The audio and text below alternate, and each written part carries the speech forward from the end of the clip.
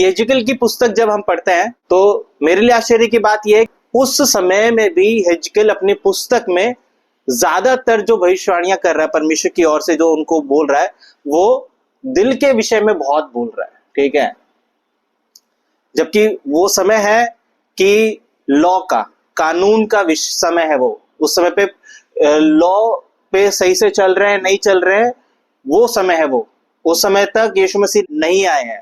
ठीक है, नया नियम नहीं है, पुराना नियम है, कानून की बातें होती हैं, सही से चल रहे हो नहीं चल रहे, ये वाली बातें होती हैं। मगर हेजकेल क्या कर रहा है, ज्यादातर अपनी पुस्तक में क्या बात कर रहा है, वो दिल की बात भी कर रहा है। ठीक है, अब वचन पे चलना नहीं चलना एक एक्शन होता है। ठीक है, पुराने नियम की बात करेंगे तो भाई तुम ये 10 आज्ञाएं मान रहे हो नहीं मान रहे हो, या उसके अलावा मान रहे हो नहीं मान रहे हो, बात होती है। बट वो दिल की बात भी करता है ज्यादा से ज्यादा, यानी चलने से ज्यादा वो टारगेट कर रहा है कि दिल में प्रॉब्लम है, दिल में समस्या है लोगों के, असली बीमारी दिल की है।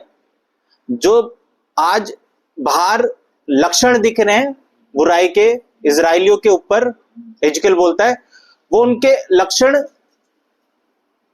बाहर के हैं, समस्या असली कहां पे है, दिल में है। वो दिल की बात करता है। और 14 चैप्टर में, 14 अध्याय में वो बोलता है कि इजराइल के जो महान महान वचन पढ़ने वाले लोग हैं, वचन को अच्छे से समझने वाले लोग हैं, प्रार्थना करने वाले लोग हैं, और बुजुर्ग लोग हैं, बड़े लोग हैं, बच्चे नहीं है, जवान भी नहीं है, लीडर्स हैं, एल्डर्स हैं, प्रभु के जानने वाले, वो हेजकेल के पास आते हैं। ठीक है, और इस समय पे इजराइल गुलामी में भी है। ठीक है, बेबीलोन के गुलामी पे है, और हेजकेल के पास आते हैं। और किस लिए आते हैं, परमेश्वर के वचन को ढूंढने के लिए, जानने के लिए कि परमेश्वर हेजकेल बता कि हमारे विषय में क्या कहता है, वो जानना चाहते हैं। तो सुन के कैसा लग रहा है अभी उनके बारे में, कैसे लोग हैं? हाँ बोलो, जोर से बोलो। अच्छे लोग हैं, अच्छे लोग हैं, उनका दिल हाँ, उनका दिल परमेश्वर की आवाज सुनना चाह रहा है ना। बहुत सही है, सुन के ऐसे ही लग रहा है, मगर ऐसा नहीं है। सुन के तो ऐसे ही लग रहा है, मगर ऐसा नहीं है। राजीव पढ़ना। फिर इजराइल के कुछ पुरनिये मेरे पास आकर मेरे सामने बैठ गए। तब यहोवा का यह वचन मेरे पास पहुंचा, हे मनुष्य के संतान, इन पुरुषों ने तो अपनी मूर्तें अपने मन में स्थापित की और अपने अधर्म की ठोकर अपने सामने रखी है। फिर क्या वे मुझसे कुछ भी पूछने पाएंगे? इसलिए तू उनसे कह, प्रभु यहोवा यूं कहता है, इजराइल के जो कोई अपनी मूर्तें अपने मन में स्थापित करके और अपने अधर्म की ठोकर अपने सामने रख कर भविष्यवक्ता के पास आए, उसको मैं यहोवा उसकी बहुत सी मूर्तों के अनुसार ही उत्तर दूंगा।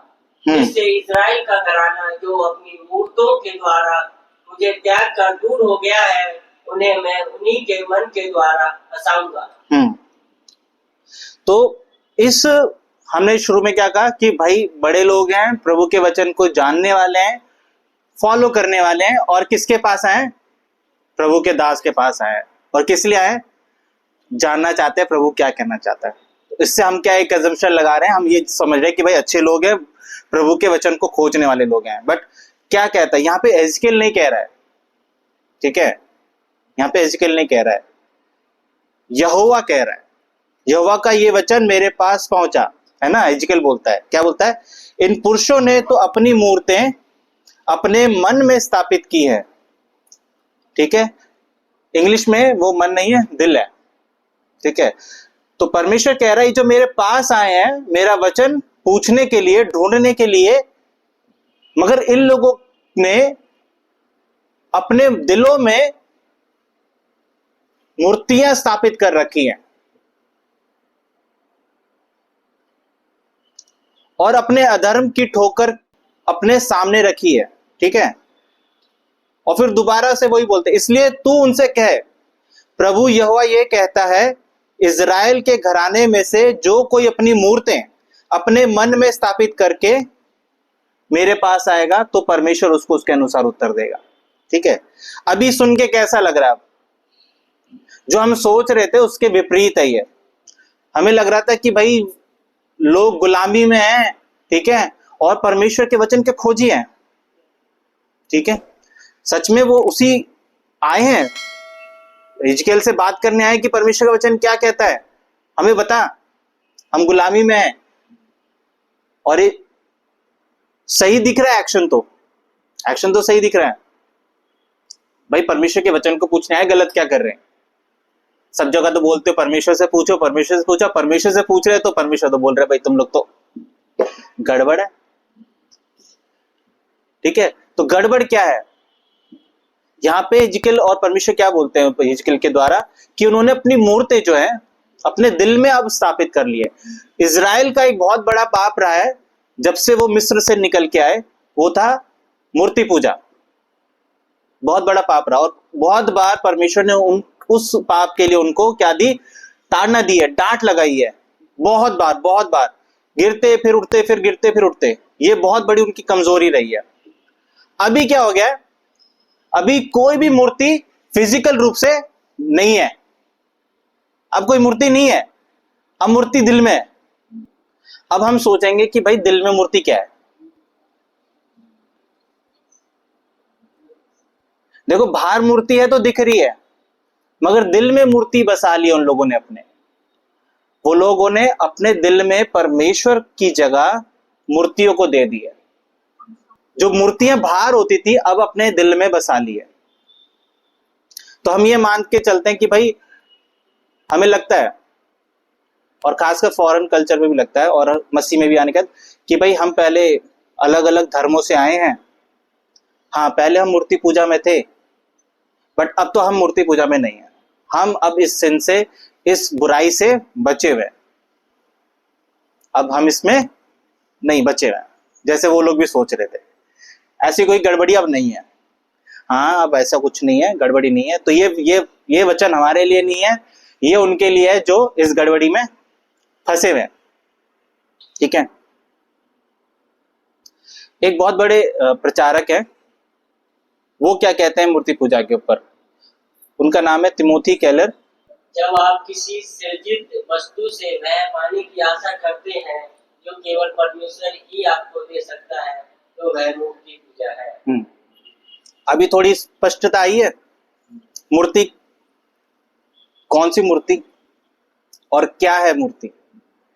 जब ये एक बहुत बड़े प्रचारक है, अभी नहीं इस दुनिया में, तो जब ये प्रचार कर रहे हैं तो इन्होंने एक लाइन कही है कि जब आप किसी वस्तु से, ठीक है, कोई भी वस्तु हो सकती है संसार की, कोई भी वस्तु, निर्जीव और जीव, मतलब जीवित वस्तु यानी जिसमें इंसान होते हैं, आपका भाई बहन, माता पिता, बच्चे, हस्बैंड वाइफ, वो जीवित है। और निर्जीव वस्तु फोन, लैपटॉप, आपका काम, ठीक है। कोई भी चीज, जब आप किसी भी सृजित वस्तु, सृजित याद रखें, ठीक है, जो इस धरती पे, इस संसार में है, हाँ, किसी भी सृजित वस्तु से क्या पाने की आशा रखते हैं? कुछ भी ऐसा पाने की आशा रखते हैं जो केवल परमेश्वर ही दे सकता है। याद रखें, सिर्फ केवल परमेश्वर ही दे सकता है। आप अक्सर कोशिश करते हैं कि मुझे शांति चाहिए, है ना, मुझे आराम चाहिए, मुझे प्रोटेक्शन चाहिए, और हम इन चीजों के लिए निर्भर करते हैं किसी वस्तु पे, किसी निर्जीव या जीव वस्तु पे जो इस संसार में सृजित गई है। तो आप कहीं ना कहीं उसको क्या मान के चल रहे हैं? आप मूर्ति पूजा में, आप परमेश्वर की बजाय उन चीजों पर क्या रख रहे हैं? अपनी आशा रख रहे हैं। एक और महान प्रचारक और प्रभु के सेवक हम सब में प्रसिद्ध हो चुके, अब तो वो चार्ल्स स्पर्जन, ठीक है। वो कुछ चीजें बताते हैं कि क्या क्या है। यह हमारे लिए एक बुरा संकेत है जब परमेश्वर की आशीष को ही मूर्तियों में बदल दिया जाता है। यदि आप अपने धन अपने स्वास्थ्य, अपने बच्चों, अपनी शिक्षा, ज्ञान या परमेश्वर द्वारा आपको दी गई किसी भी चीज की आराधना करना शुरू कर दें। तो देखो यहाँ पे कुछ कैटेगरीज है, कुछ चीजें हैं जिनको हम कहते हैं कि वो आपका धन भी हो सकता है, ठीक है, वो आपका स्वास्थ्य हो सकता है, आप अपने स्वास्थ्य पे, आपकी अच्छी हेल्थ है, आप अपने बल पे यकीन करते हैं, वो आपके बच्चे हो सकते हैं, आपके माता पिता हो सकते हैं, आपकी पढ़ाई हो सकती है जो आपको गर्व और घमंड और ये श्योरिटी देती है कि यही मेरे लिए सब कुछ कर सकती है, आपका ज्ञान हो सकता है, आपका टैलेंट हो सकता है, आपका परिवार हो सकता है, फ्रेंड्स, सोशल मीडिया, फूड, मतलब ये कैटेगरी कम नहीं होने वाली, बढ़ती रहेगी अगर आप इसमें डालते रहोगे। कोई भी वस्तु, इंटरनेट, मतलब एंड नहीं है, एंड नहीं है उन चीजों का जो हमारे दिल में मूर्तियों की जगह ले सकती है। तो अभी क्या सफाई हो रही है दिमाग में? हम सोच के चलते थे और वो लोग भी सोच के चल रहे थे कि मूर्तियां वही हैं जो हम समझते थे कि होती हैं, कोई रखी हुई चीज।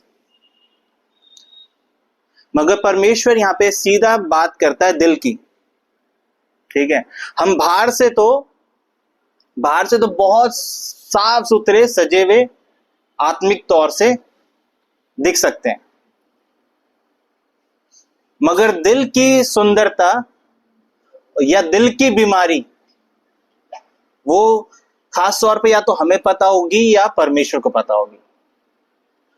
और वही बीमारी उन व्यक्तियों की थी जो परमेश्वर के दास के पास आते हैं ये ढूंढने के लिए कि मुझे परमेश्वर का वचन बताओ कि क्या कहता है। हम परमेश्वर के वचन के खोजी हैं, हम अच्छे धार्मिक लोग हैं, और परमेश्वर उनको आड़े हाथ ले लेता है, सीधा ताड़ना एक तरीके से ये कि तुम लोगों ने अपने दिल में मूर्तियां रखी हुई है, तुम परमेश्वर का वचन खोज रहे हो और मैं तुम्हें तुम्हारी मूर्तियों के अनुसार ही उत्तर दूंगा।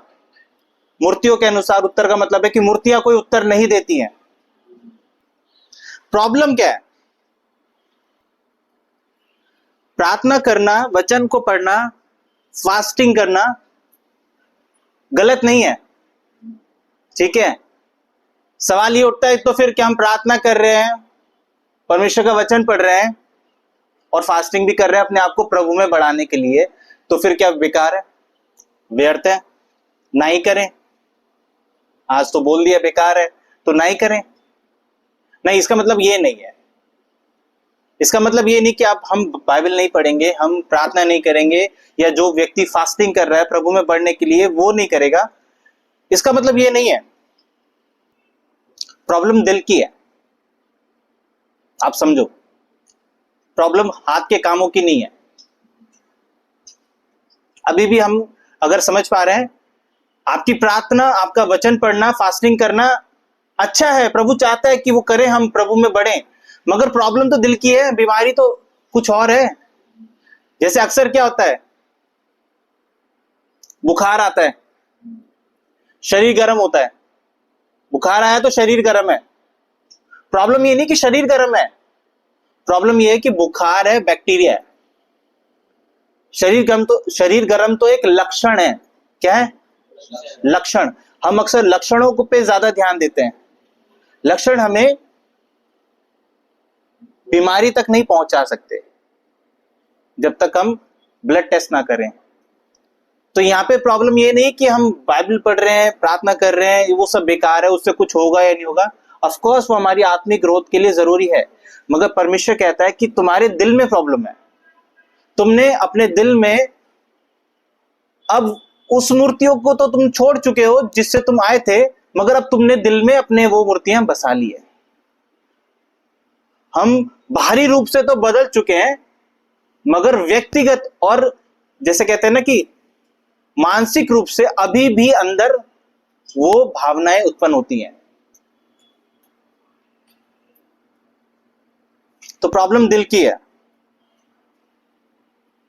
तो फिर क्या करें? तो फिर करना ये है, अपने दिल को जांचे। सभी लोग, जरूरी है, परमेश्वर चाहता है हमसे, ठीक है, परमेश्वर का वचन भी कहता है कि परमेश्वर की आंखें लगी रहती है पृथ्वी पर और वो दिलों को जांचता है।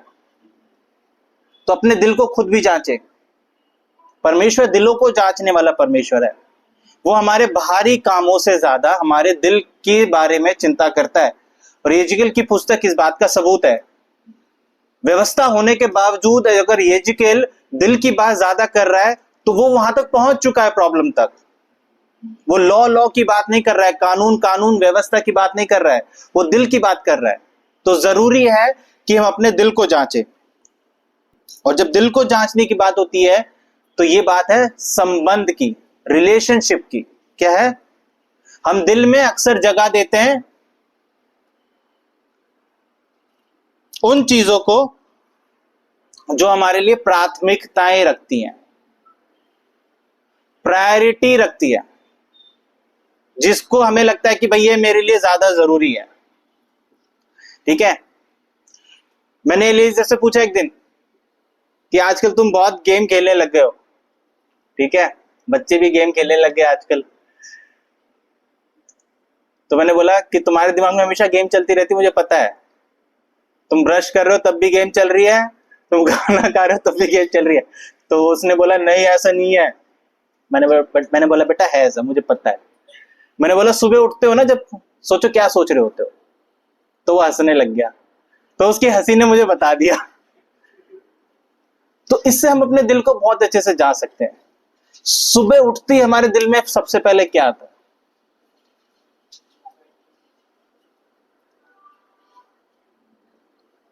अपने दिल को हम जान सकते हैं।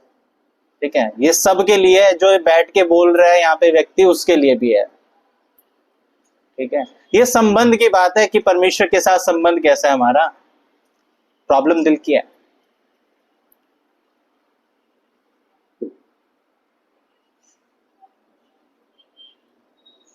पढ़ेंगे राजी। हे मनुष्य की संतान, इन पुरुषों ने तो अपनी मूर्तें अपने मन में स्थापित की और अपने अधर्म की ठोकर अपने सामने रखी है। फिर क्या वे मुझसे कुछ भी पूछने पाएंगे? इसलिए तू उनसे कह, प्रभु यहोवा यूं कहता है, इस्राएल के घराने में से जो कोई अपनी मूर्तें अपने मन में स्थापित करके और अपने अधर्म की ठोकर अपने सामने रख कर भविष्यवक्ता के पास आए, उसको मैं यहोवा उसकी बहुत सी मूर्तों के अनुसार ही उत्तर दूंगा। तो यहाँ पे जैसे हम पहले ही पढ़ चुके हैं, वो लोग परमेश्वर के पास ढूंढने आए हैं कि परमेश्वर बोल, हम सुनना चाहते हैं तेरी आवाज। कितनी सुंदर बात है। अगर देखो, अगर परमेश्वर की डांट हटा दो यहाँ से तो बहुत अच्छी चीज दिख रही है कि वो परमेश्वर के वचन को ढूंढने आए हैं। मगर प्रॉब्लम है कि उनका दिल दूर है और परमेश्वर के साथ संबंध नहीं है। जब आपका परमेश्वर के साथ संबंध नहीं है ना, तो परमेश्वर भी कहते हैं कि तुमने जो दिल में मूर्ति यहां रखी हुई है, तुम उत्तर भी उसी के अनुसार पाओगे। संबंध ही नहीं है, आप एक दीवार से बात कर रहे हो। संबंध दोनों तरफ से होता है ना, ये एक ही तरफ से, संबंध ही नहीं है। और परमेश्वर को दिख रहा है वो। प्रायोरिटी की बात है। अगर हमारे लिए जो प्रायोरिटी है वो हमारे दिल में है। फिर अक्सर हम प्रायोरिटी की बात करते हैं तो हम कोशिश करते हैं, चलो हम कोशिश करेंगे, एक लिस्ट बनाएंगे, एक चेकलिस्ट बनाएंगे, अपने दिन की शुरुआत करेंगे कि मैं बाइबल पढ़ना सुबह सबसे पहले बाइबल पढ़ूंगा, टिक, मैंने ये काम कर लिया, टिक टिक टिक टिक टिक।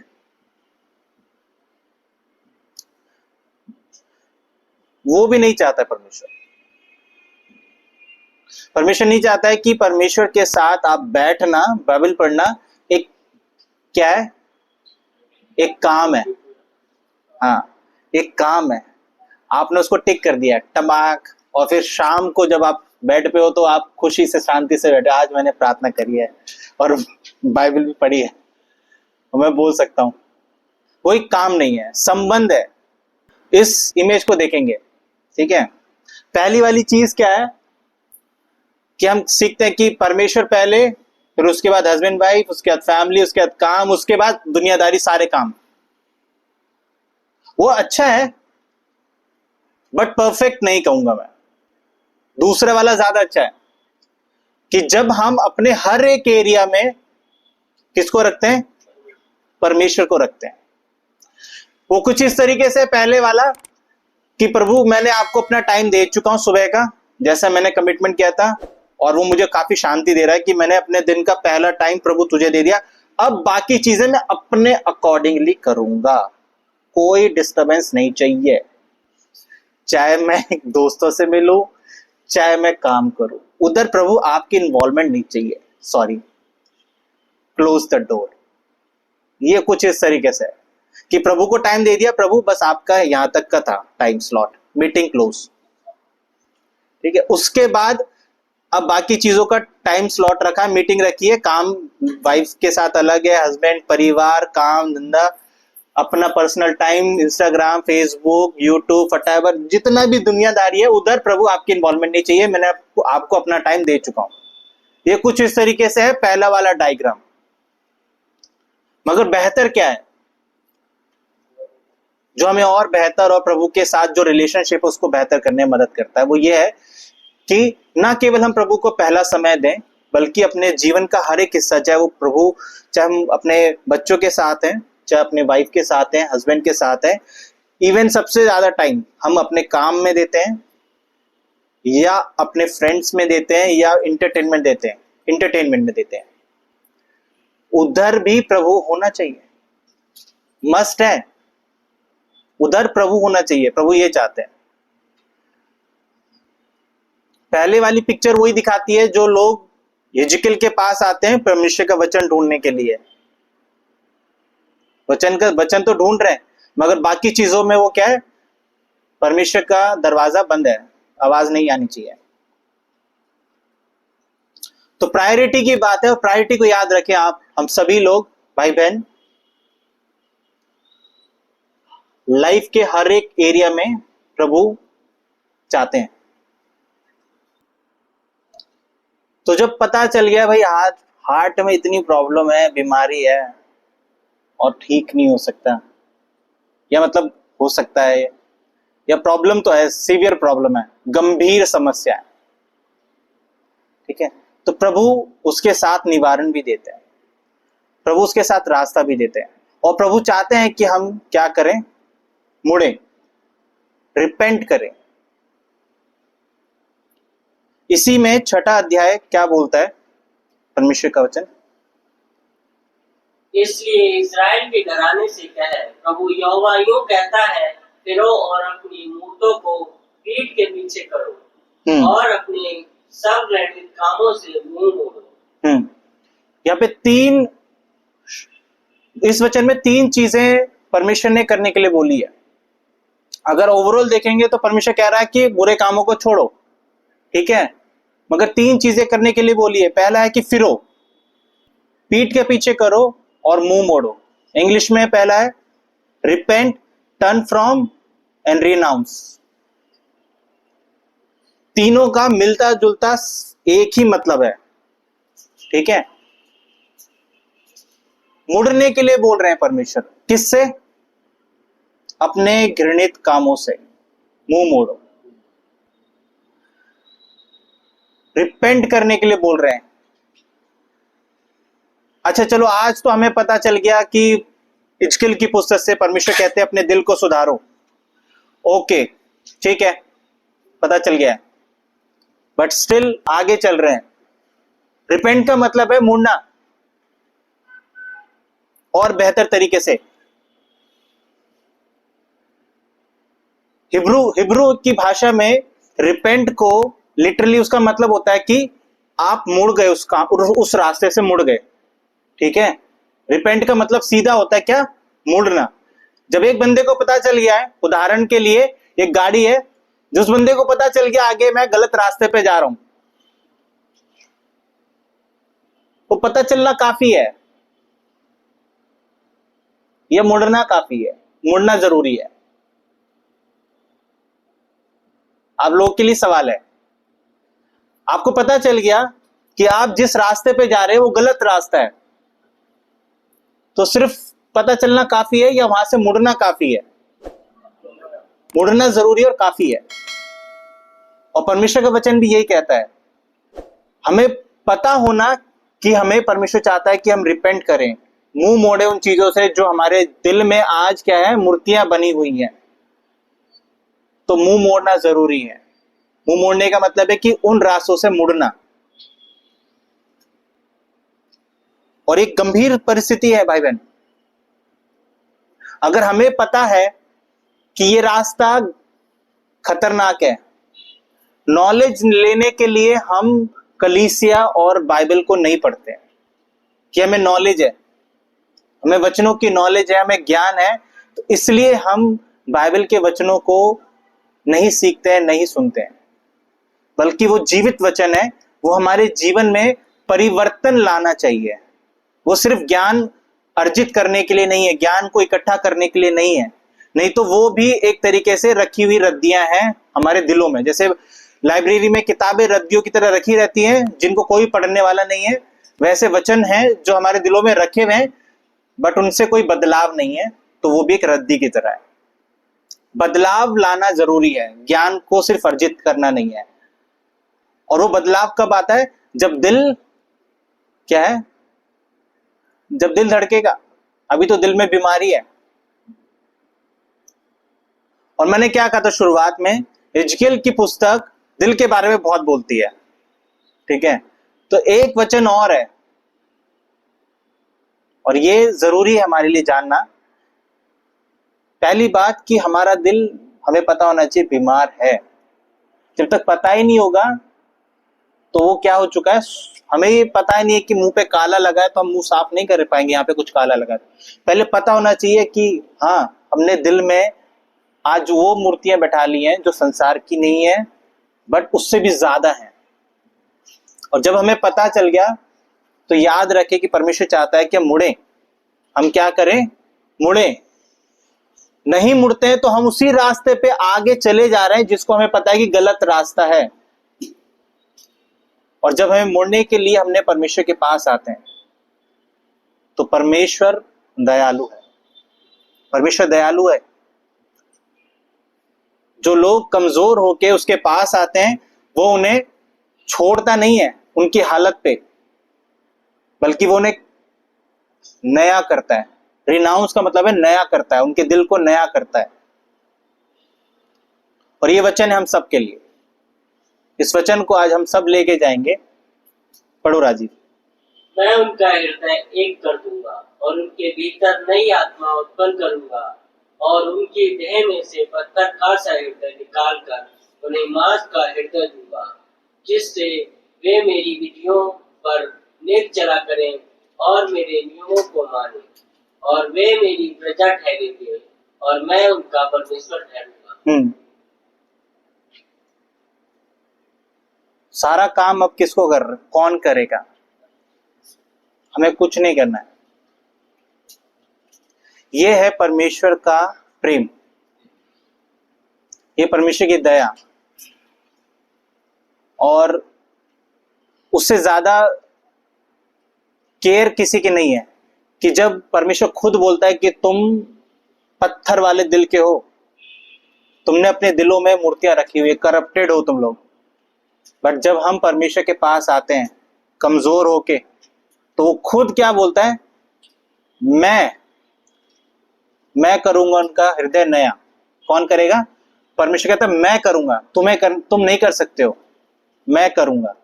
और नई आत्मा भी डालूंगा और उनके देह में जो पत्थर दिल हो चुका है, कौन हो चुका है? दिल पत्थर।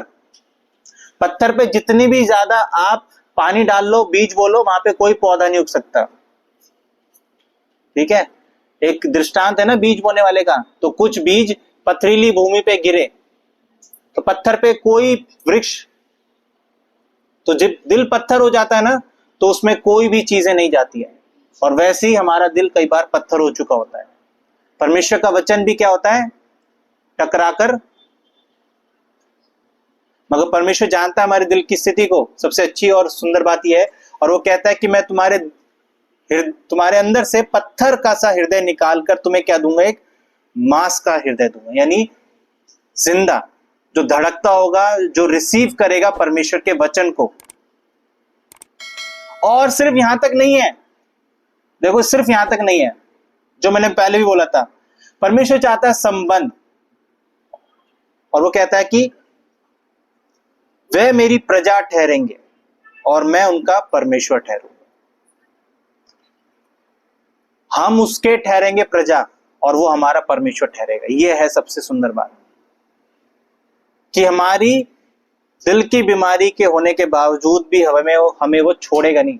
वो हमें अपनी प्रजा बनाता है और वो हमारा परमेश्वर बनना चाहता है, जो सुनता है प्रार्थनाओं को, जो मूर्तियों की तरह नहीं है कि हम एक दीवार से बात कर रहे हैं जिससे कभी कोई उत्तर नहीं आएगा। वो जीवित परमेश्वर है जो बदलाव को लेके आता है। शुरुआत में हमने पढ़ा था कि मैं उनकी मूर्तियों के अनुसार उन्हें उत्तर दूंगा, जो कि है कि कोई उत्तर नहीं है, मूर्तियां कोई उत्तर नहीं देती हैं। मगर परमेश्वर क्या करता है, मुर्दा शरीर में जो दिल पत्थर हो चुका है उसको भी मांस का करेगा। ये है जीवित परमेश्वर की उपस्थिति, जो हमारी मुर्दा स्थिति को भी क्या करता है, जीवित रूप में लेके आता है। तो भाई बहन, आज हमारे लिए कि जब हमें पता है कि हम एक गलत रास्ते पे हैं, अपने दिल को जांचना है, हमें अपने दिल को जांच के परमेश्वर के आगे रखना है।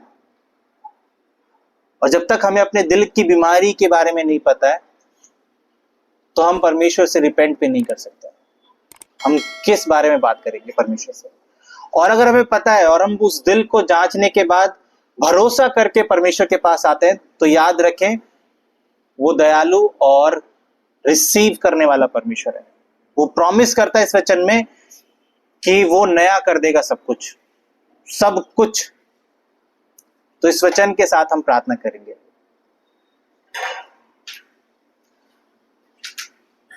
प्रभु यीशु मसीह, हम धन्यवाद करते हैं आपके वचन के लिए, और हम धन्यवाद देते हैं प्रभु कि हमारी हालत चाहे जैसी भी है प्रभु, आज वो हम जानते हैं प्रभु अपने बारे में, और उससे ज्यादा बेहतर प्रभु यीशु मसीह आप हमारे बारे में जानते हैं। हमारा दिल जो बीमार है प्रभु, किसी से छुपा नहीं है, तेरे से छुपा नहीं है प्रभु जी।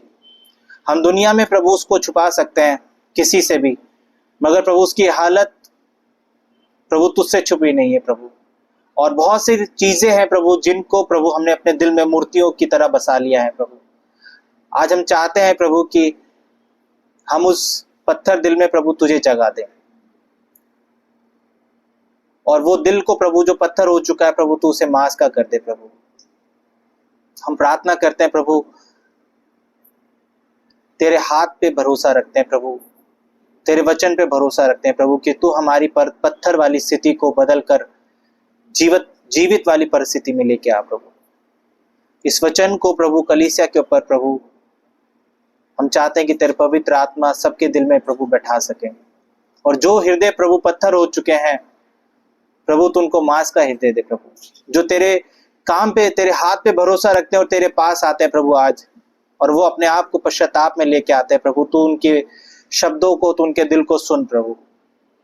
हम भरोसा करते हैं प्रभु कि तू चाहता है कि हम तेरी प्रजा बने और तू हमारा परमेश्वर बने।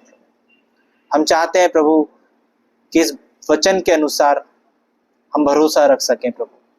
यीशु मसीह के नाम से प्रार्थना मांगते हैं, आमीन।